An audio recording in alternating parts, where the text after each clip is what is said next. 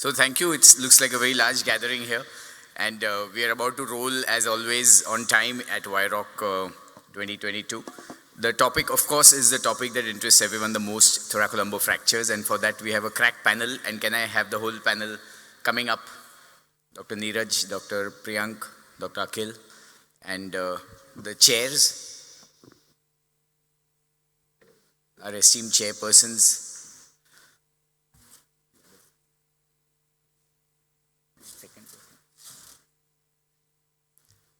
So we're going to rake up some controversies in this next 40 minutes. Our esteemed chairs, Dr. Bipin, Kamdar, and Dr. Tanay, Prabhoo. We'll start this talk getting straight into controversy, and we have no one less than the President of the Indian Orthopaedic Association, Dr. Chaddha, to talk about the controversies revolving around TL fractures. You know, there are several controversies, right, from whether we should operate or not, what is the meaning of instability, does neurodeficit recover at all, what classification do we follow. So we're going to try and dig up some of these, and we have a team of an enthusiastic panel that's going to give us some inputs from the young generation, as we say. And we have exactly 4 fantastic stalwarts in the audience who are also going to give us their inputs. So without wasting time, Dr. Chaddha.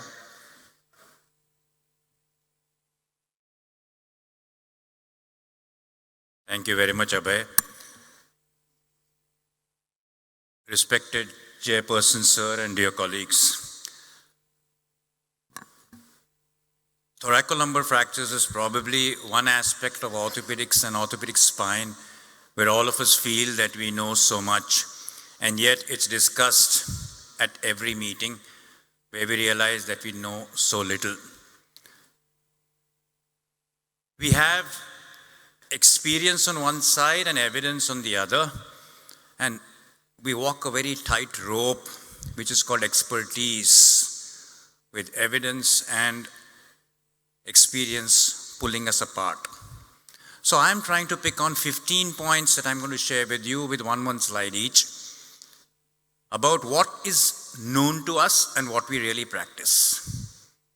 They are not necessarily in any particular order, but they would give us some thought and something that we will take home. Do we need X-rays, MRIs, and CTs in all patients? When should we operate after the injury? Is there any role of steroids? Is there a role of decompression? How do we address the obvious thecal injury?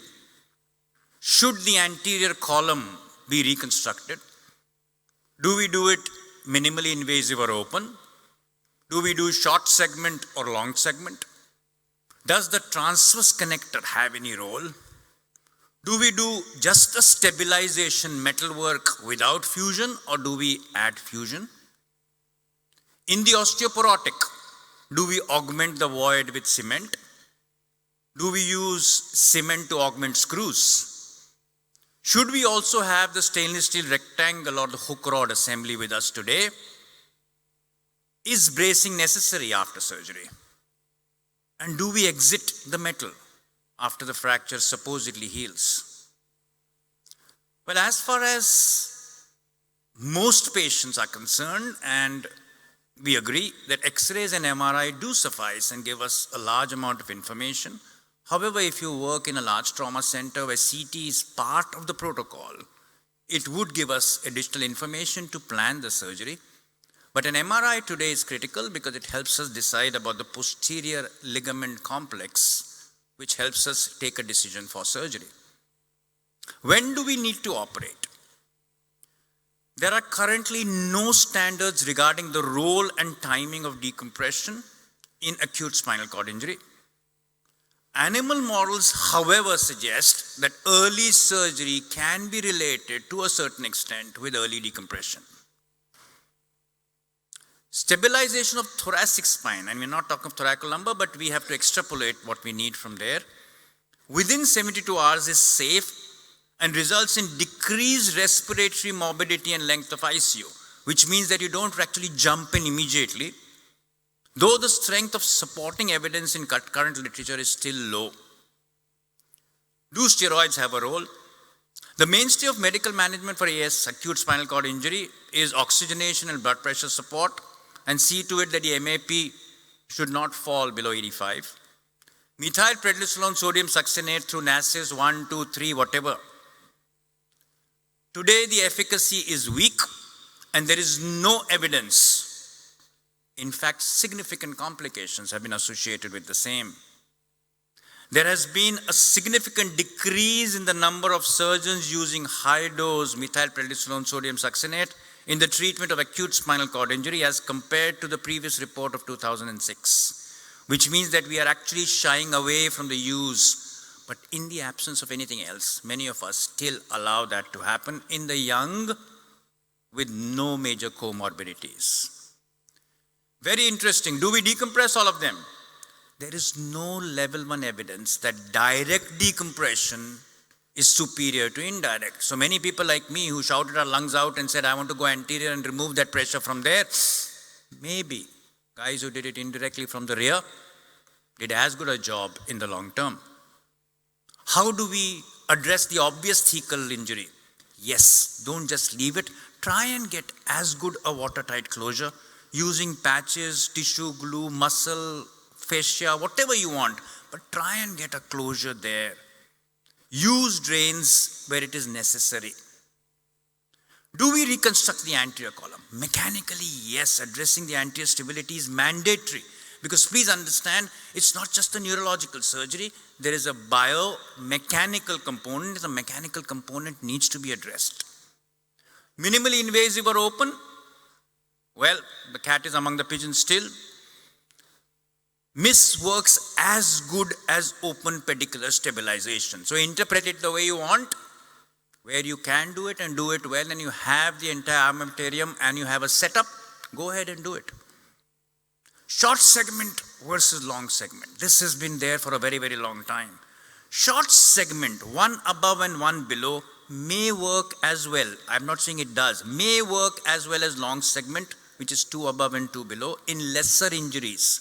However, C2, C3 fracture dislocation, thoracolumbar spine, a long posterior construct is safer to counter the deforming forces and reconstruct the gross instability.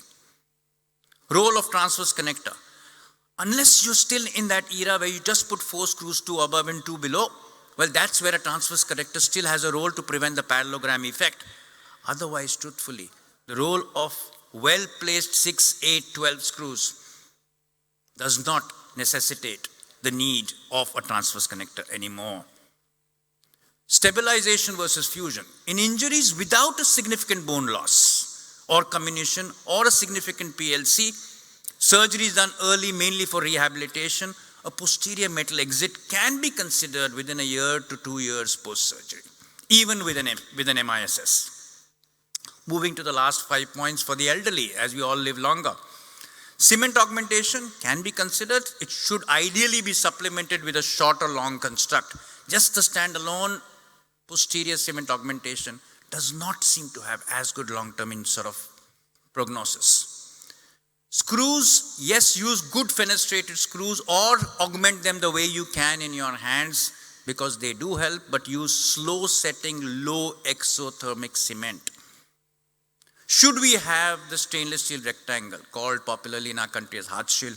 Please keep it there. We don't have a time in these elderly to do a T-score when they come to us with an injury and check out. Believe that they are less than minus 2.5 and be prepared that you'll have to go with stainless steel wires and rings. They work well, especially in the elderly. Bracing. There is no evidence to support long-term bracing, but short-term bracing, yes. Both mechanically as well as centrally, mentally, does support the patient and helps them in a big way. Metal exit, as I mentioned, only if you've done a pure stabilization procedure without fusion, then metal exit within a year is recommended. Otherwise, you may or may not do a metal exit unless there is an implant-related issue. Having addressed these 15 points, I've probably put more queries, more questions than answers. And as always, I say, there is your way, there is my way, and the correct way is somewhere in between. Gentlemen, I have a prayer, which I've always said, that good results come from experience. Experience comes from bad results. I've had my share of bad results. So whichever way you do it, either from the front or from the rear, or bend around and do it in a very different way, please do it and achieve stability. Thank you all for a very patient hearing.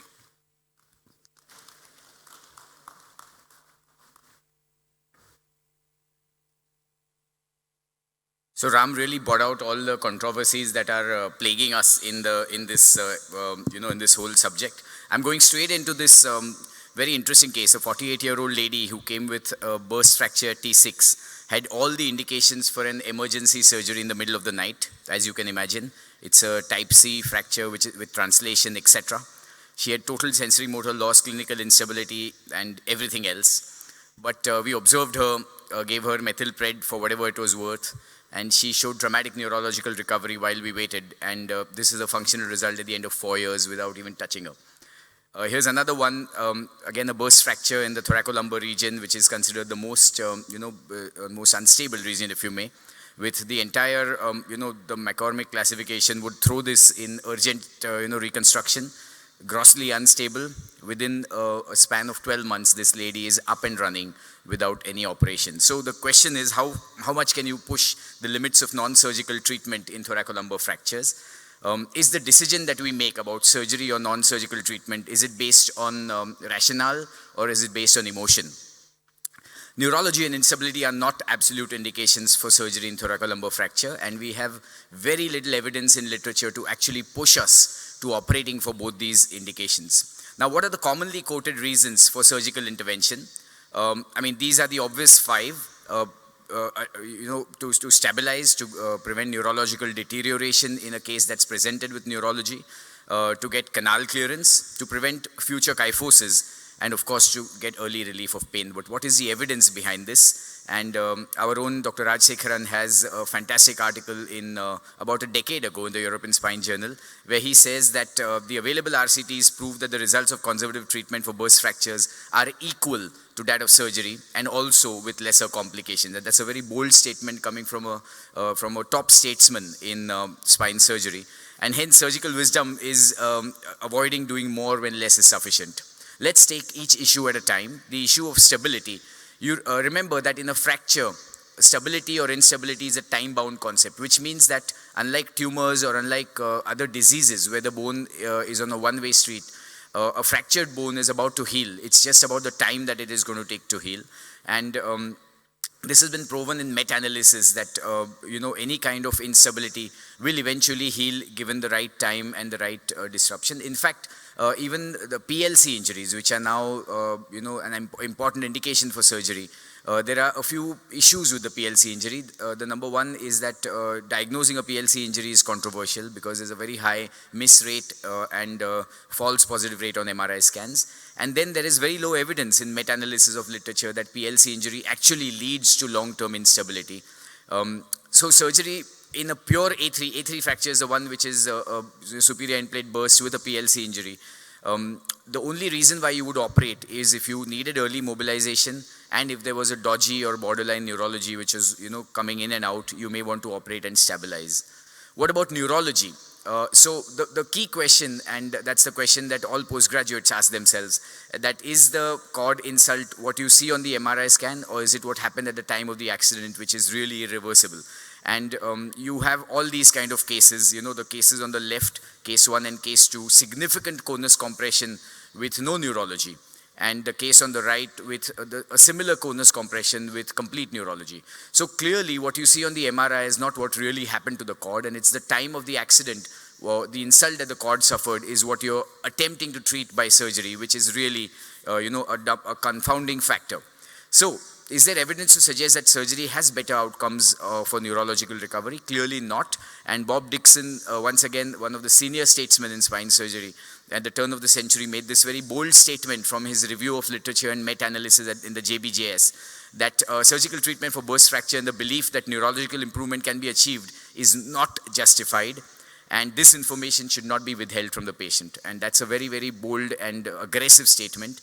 There are multiple meta-analyses after that which suggest that decompression is really not contributory to a neurological recovery. And if you're worried about neurological deterioration because you did not decompress the canal, once again, there's evidence to prove that that almost never happens, which means that if you're conserving a case with cord compression and worried that if you don't decompress, the person will go south in terms of neurology, that is unlikely to happen.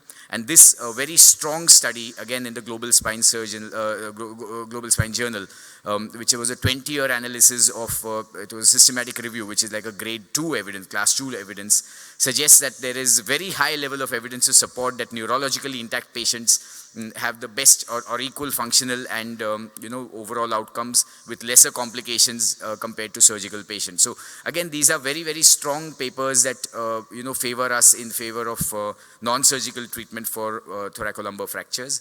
The other issues touted with early surgery, that you would prevent bed sores, prevent pneumonia, etc., I think are a thing of the past. We all believed it, but today with excellent rehabilitation facilities, just the deep consciousness in us surgeons to get these guys out of bed, we normally mobilize these patients much earlier than before, even if you don't operate them. And the overall residual pain, quality of life, and post-treatment disability is comparable between non-surgical and operative patients. Clinical studies seem to be far more relevant here than non-clinical studies.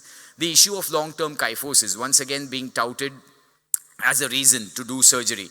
It seems like we are, waiting for an opportunity to operate, because there's no evidence to suggest that long-term kyphosis is of any clinical relevance if it's left as a residual event in a patient who's not been operated. And any kyphosis correction you gain during surgery is promptly lost after surgery. Not to forget the cost factor of, the big outing in an Indian scenario versus the same cost that could be preserved for the rehabilitation and re-education and reinstitution of this patient into practice. So the learning points from, these last 5 minutes are that progression of neurological deficit after injury or unstable neurology would be the only indication to operate for a neurological deficit. And the indication to operate for stability is very, very poor. Stability is a time-bound concept. So do give instability a chance, do give neurology a chance, and try to be conservative when it's possible. Thank you. And from here on, I think we've just made a base and, scratched on the surface of the controversies. I'd invite, my very dapper co-chair, Dr. Agnivesh Tikoo, to take us through some controversial points with 2 cases of thoracolumbar fracture, where I would invite active participation from everybody. Over to you, Agnivesh.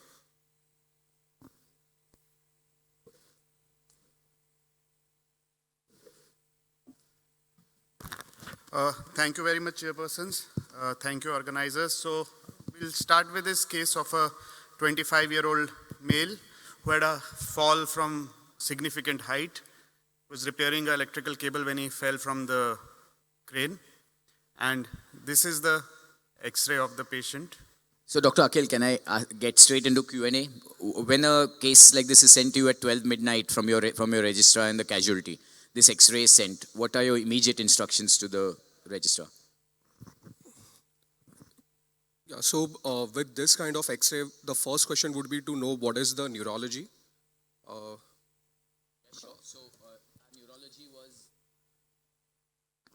our neurology was complete deficit. Complete CODA.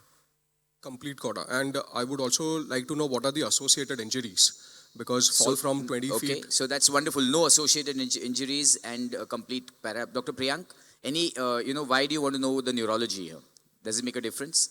So one, of course, for the documentation. For the decision making, like overnight surgery, it's not going to make a difference, but you should know the neurology. Also, it helps you decide if you want to give steroids or not. Right. Dr. Neeraj, what are the reasons that will make you get out of your bedroom and go to the casualty at 12 midnight in a patient like this?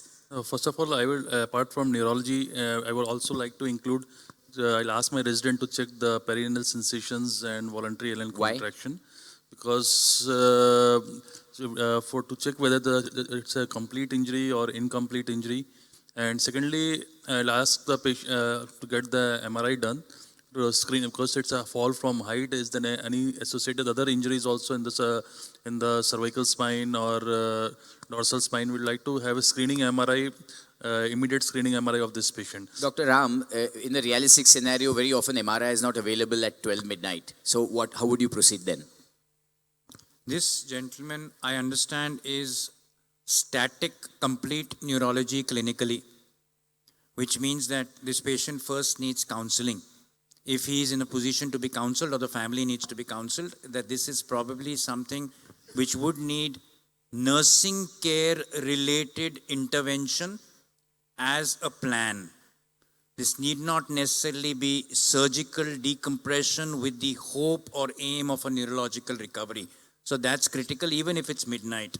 So somebody needs to go and talk to them, reconfirm what the lower part of the team has actually sort of said, that all these things are there. And if all the red flags are there that means it's a static, non-progressive neurology. Then I would look more from the perspective of stabilizing this patient, optimizing this patient if in the ICU, and then offering them intervention more from getting the patient physically up and about. Dr. Agnivesh, I would like to ask you that this patient came to you and there was no MRI available at 12 midnight. Would you make them open the MRI gantry and go out of the way and get an MRI at 12 midnight, or would you wait till morning, or what is your thought process here? If the patient is stable, means he does not have any other significant injury, I would want them to do the MRI, open it, whatever they want, because morning, if the patient is stable, I'm planning my surgery. I want all of the investigations to be done during that time. So I'll be keen on getting an MRI Right. done. So what investigations did you do? So this is the MRI of the patient. So Neeraj, is this a totally hopeless scenario? What is good and what is bad in this MRI from the point of view of the Again, patient? I would like to say that in this MRI, patient having L3 burst fracture, having complete neurology, I will again like to see the screening MRI of this patient. Can you tell us what that is? I like to see The complete MRI So picture. there is no other injury. There is no other injury in the spine. So if the perineal sensations and voluntary alien contraction is also absent, yes, we will, as Dr. Ram said, we will counsel the patient about the poor prognosis of the neurological recovery. Dr. Tawari, perineal sensation, I mean spinal shock, what is the actual bearing of that on your midnight decision? Counseling rather, it's more to do with the counseling rather than actual surgical intervention. I would definitely be looking towards surgical stabilization, but absent or being like completely paraplegic, absent reflexes, very important to counsel the patient. I meant if perineal sensation was present or absent, how will that change what you tell the patient? I think I wouldn't comment on a good prognosis either ways. Neeraj, you've been harping on perineal. If the perineal sensations are present, that means it's an incomplete neurology, and we should urgent surgical intervention should be urgent in these cases. And if it's absent, it won't be urgent? If it's absent, we should it could be in a spinal shock, and but yes, we have to counsel the patient if it is absent. If it is present, then it's a good sign is always there. Agnivesh, your final verdict on... I want to ask a question to Ram sir, that is the spinal shock more relevant in this case or in a cord injury or... It is less relevant in this case. It's now a CORDA level pathology. In fact, I'm happier treating these patients for reasons being that the chances of recovery are slightly higher. There is more of sparing in these patients than in higher injuries. So I would plan and execute whatever may be my plan, depending on the house, maybe the next morning. You're right. Dr. Priyank, what are the salient features of counseling when you meet this patient's relatives at night? What are the 4 or 5 critical points you will convey to them? So one thing is to give them a realistic picture of what has happened, how bad the injury is. You need to tell them that you're going in, if at all, for the surgery with the hope that you are able to rehabilitate the patient better. Neurological recovery, even if in your mind you know that it is going to happen, you should always paint a darker picture so that the hopes are not up. And the other important part is you have to keep the patient in mind. So the relatives should be taken into confidence, and they should always give a positive reinforcement to the patient rather than painting a bad picture. The other part is in the beginning only you have to counsel them regarding the bowel and bladder. Because what happens is in the casualty, these patients are immediately catheterized, and just before the injury, the patient was peeing normal. And after the injury, the patient is going to have a bladder affection. So if they are not counseled about it, almost always at the end of the day, everything comes down to the fact that after surgery, the bladder has not opened up, and that comes on your head. So that counseling is also very important. So these are few points that you need to tell the patient. Anything else you will add to the counseling, Dr. Agnivesh? No, I think these are all relevant points, and you need to give them a realistic sort of realistic expectations, set the expectations at the right level, and then counsel them also that they will need long-term physiotherapy, they'll need support, they might need orthosis or something to aid them in ambulation and all.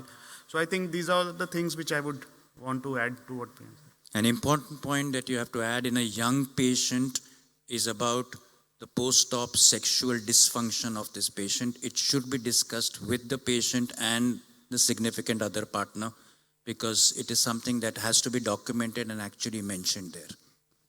So I think what's coming out is that, this is a desperate situation and the relatives given to anything that you're offering, but it's later that, they start realizing what actually is the magnitude of surgery, and you got to spell this out in great detail without being a doomsday prophet. You still want to give them all the truth. One quick Another way I want to add. So in these patients, usually when these patients come to casualty, so these patients, initially they have been going to some other hospital and district hospitals, and they are catheterized there only. And when the patient come to us, they are already catheterized. You can incidentally see the catheter in the sagittal cut. Yeah. So we don't know what is the condition of bladder. So again, I am saying here at this point in the at this point when the patient comes, I understand there is less role of like complete or incomplete in this. But if we see the voluntary anal contraction in these patients, if the voluntary anal contraction is present, then you are hopeful. You can tell the patients, okay, we don't know the situation of bladder, but yes, there is chance of recovery. But if at that time voluntary anal contraction is absent, then you can counsel the patient that bladder is usually bladder is involved in these cases, and post surgery also you have to counsel, as Priyank said, you have to inform the patient about the bladder dysfunction. One just point which I want to bring out when Ram sir said about the sexual, that it's not the age. I had a 65-year-old patient who had CODA because of some other reason, and he came back with this thing that I'm not able to sort of get the erection. Must have been an orthopedic surgeon. So the thing is that age is no bar in explaining we should explain it to all the people which is possible, yeah.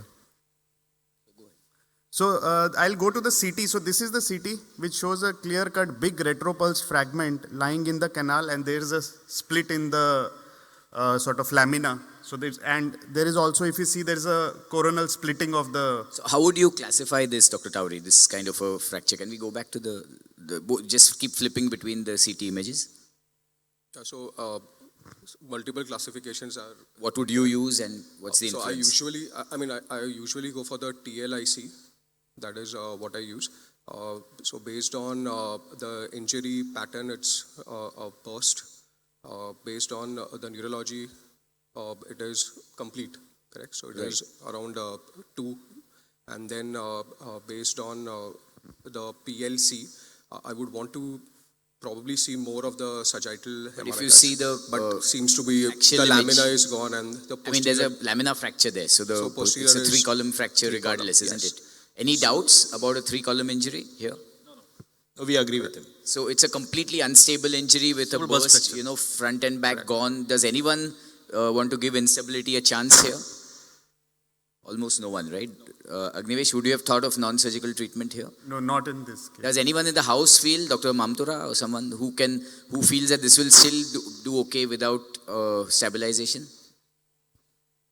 Right, so it's a 3-column injury. It's in the lumbar segment of the thoracolumbar spine, and it's obviously needs some kind of stability. I just had a question for you. Why did you get a CT scan here? So CT helps in sort of understanding the burst fracture well. You know where your fragments are, how you can plan your surgery, what is the retropulsion of the fragment, are your pedicles intact. So all these play a key role in planning your surgery. Would you say CT for all the cases that you're planning surgery for? Not all the cases, but in this one, in all the fractures, I would get a CT done, yes. I think that's what we all agree, that if you're planning to do surgery, get a CT scan done. Dr. Ram? The other advantage, if you belong to that school of thought which says that you could instrument the injured level as well, getting a CT can help you plan that short screw if you so desire. So are we on to planning now? Yeah. Is there any role of a dynamic X-ray, a sitting and lying down X-ray, either of the faculty?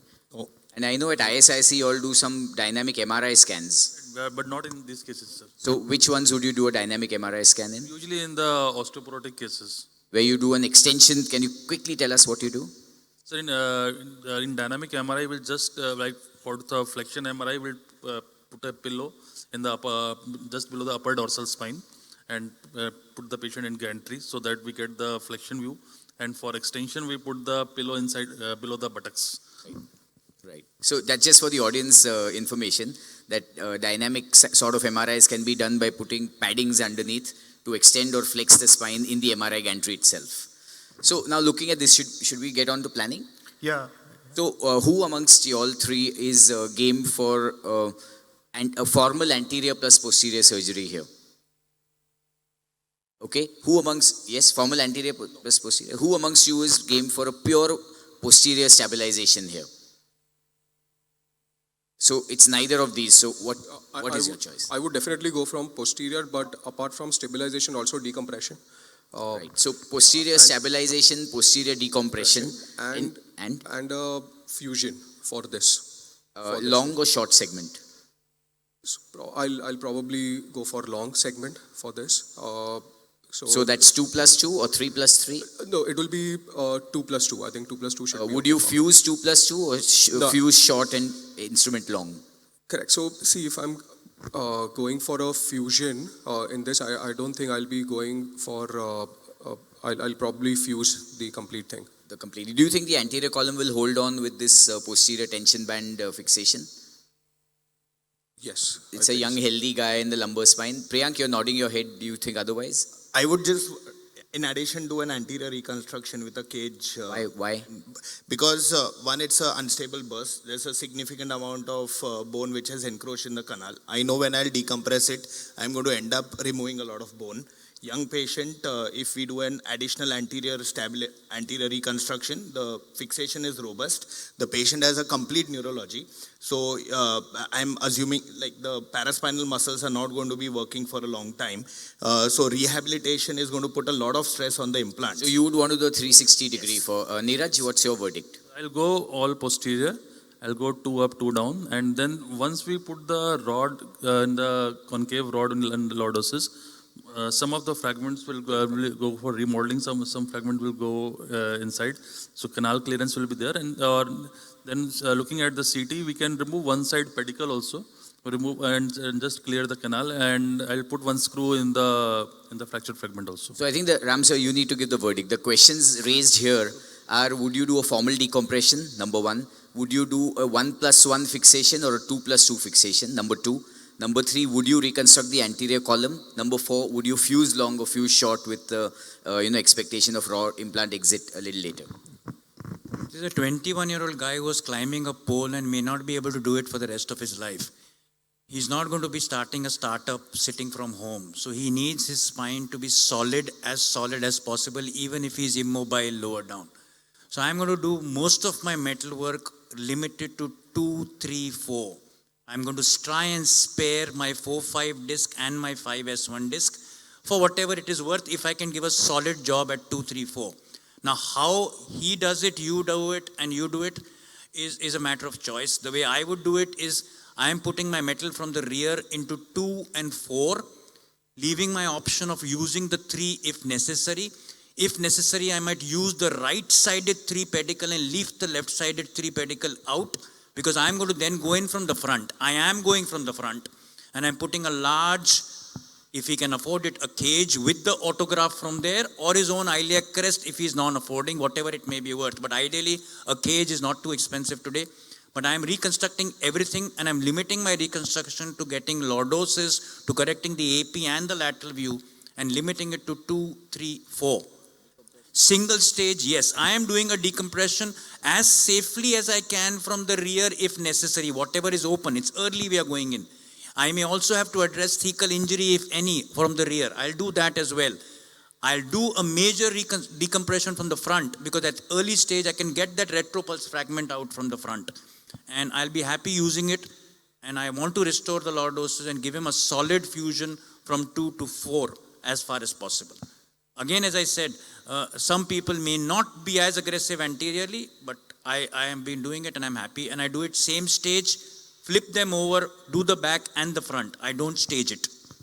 So, Dr. Agnivesh, why this whole deal about decompression? Like, why not just do a laminectomy for all of these? Is there a problem? So he's a young fellow, and if we can give him the advantage of decompression, I think for whatever neurological recovery worth, it's still better to give him a chance. Especially in a conus lesion. Yes. You know, it's a below cord lesion. Yeah. But is there any downside to doing decompression? So the thing is, one is technical challenges because these are associated with the high level of thecal injury, so you have to manage them. The second is bleeding because it will be there, it's a fresh fracture, it's cancellous bone, there's going to be a lot of bleeding. So you need to keep these two things in mind. Thecal CSF, injury. yes, that's the It thecal. can really mess up your field, and most of these, there are roots floating and everything. Yes. So in the audience, a quick vote, put your hands up who would not do a formal decompression, but rely on restoring lordosis and getting an indirect decompression. Bhavin is one. I think he's just one who's not going to do a formal decompression for the reasons that we mentioned. Anyone in the faculty would not do a formal decompression? All right. Maybe Arjun sir. Arjun sir, will you do a decompression or a...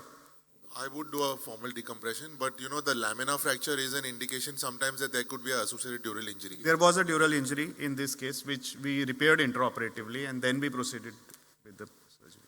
Right. So I think that makes interesting. I think the learning points, can you show us what you did? So I think if I draw the consensus from the discussion, try to fuse shorter because he's a young patient, you want to preserve mobile levels. Decompress, give him the best chance possible. Anterior reconstruction, whether you are able to do it from behind or from anterior, but it needs to be there. And it needs to you need to be prepared for all the complications, thecal injuries and all these in these patients. So what we did is we went with a plan that we are going to do posterior. So we put the posterior instrumentation in place, and then we were, when we were doing decompression, laminectomy, there was a dural rent which we repaired. And we tried to sort of decompress from behind and punch in the fragment so that we could remove it easily. But as we punched it in, we got a nice space to sort of go in anteriorly, and we were able to place a cage from the posterior side only, and we abandoned the anterior plan. And this was the post-op X-ray. Any critical comments, Ram sir? No, it's very well done. And I am happy that you were able to do it from behind. But as I said, I would be open to flipping it if I was going to struggle from the rear. Great. So lovely learning points. Maybe for the last 8 minutes, we move to case number 2. Yeah. So this is the 1.5 year follow-up, and the patient went on to recover. Except for one side foot drop, his other muscles have recovered, bowel bladder control has improved, and he's unmarried, but he's actually active now.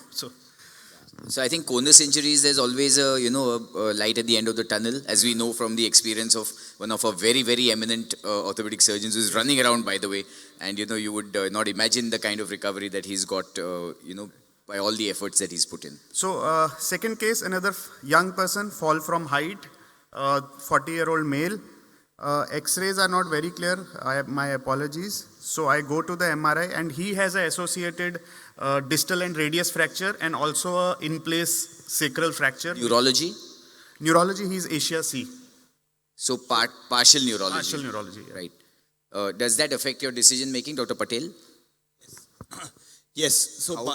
So partial neurology weighs towards aggressive treatment rather than a passive treatment, because you don't want to take a chance of progression of neurology, especially if it's an unstable. So here you want to really jump and see if and focus on the stability of this fracture. Dr. Tawari, how urgent is urgent? Like, would you literally do this at 2 a.m. or would you do it as the first slot at in the next morning's theatre? I would definitely want to do it as the first slot in the next morning. Why not 2 a.m.?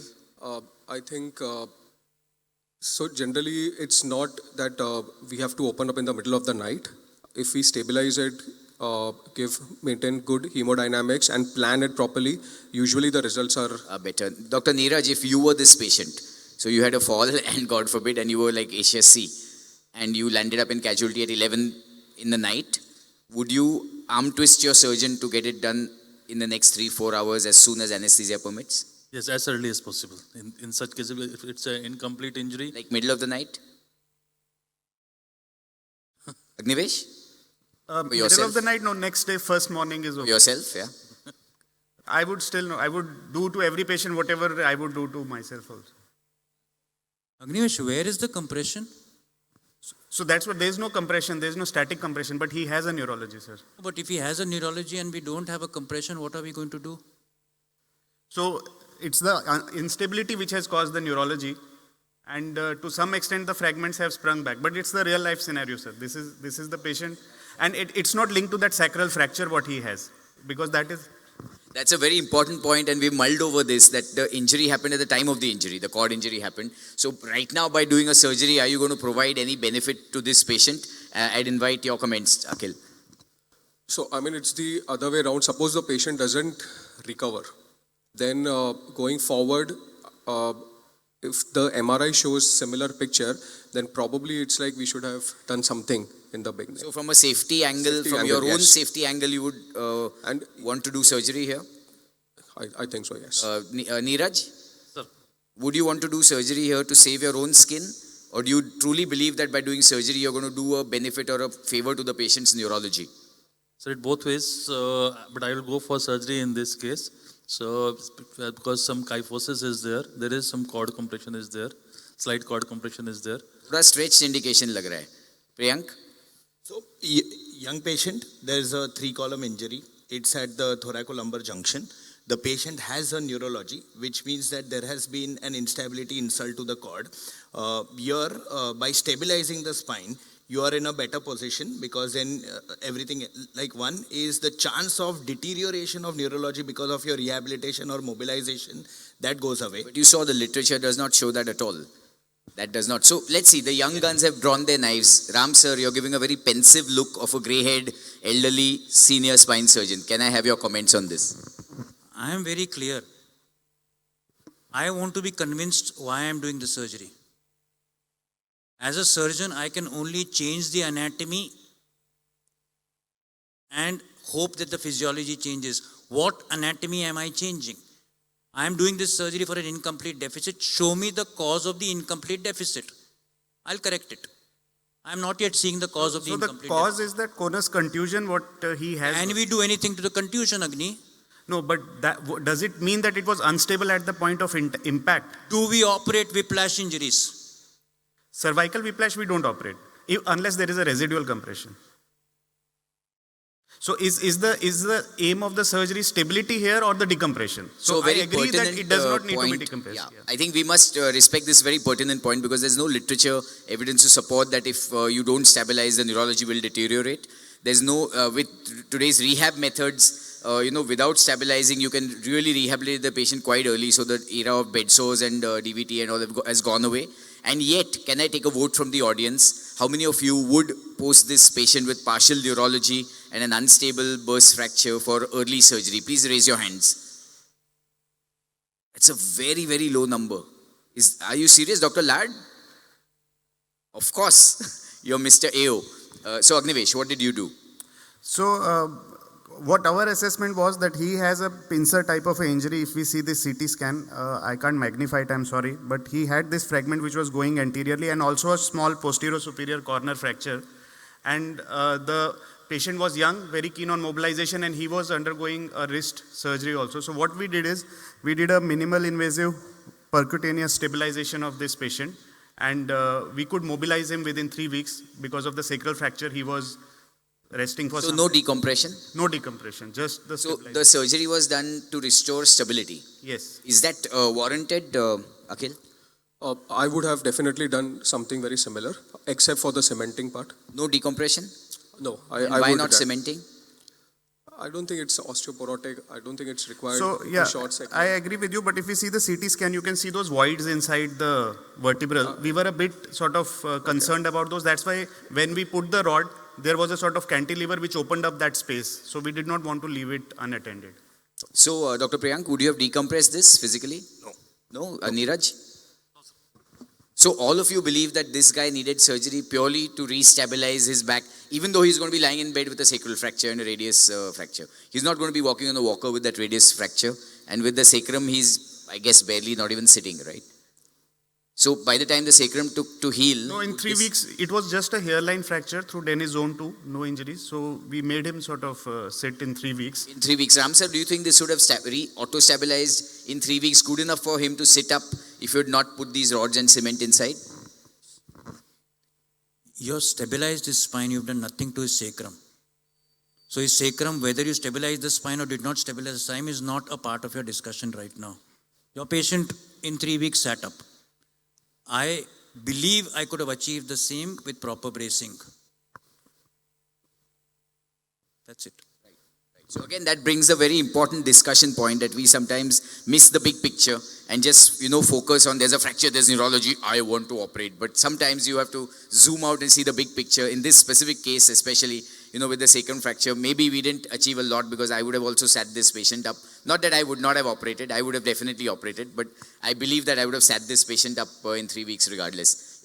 Maybe your concluding remarks, we had the last 10 seconds. No, that's it. The patient did well. But yes, these are the gray zone cases where you can decide either way based on the discussion with patient, the patient preference, what are his aims and what are you thinking on the clinical situation of the patient, what is there with you in front.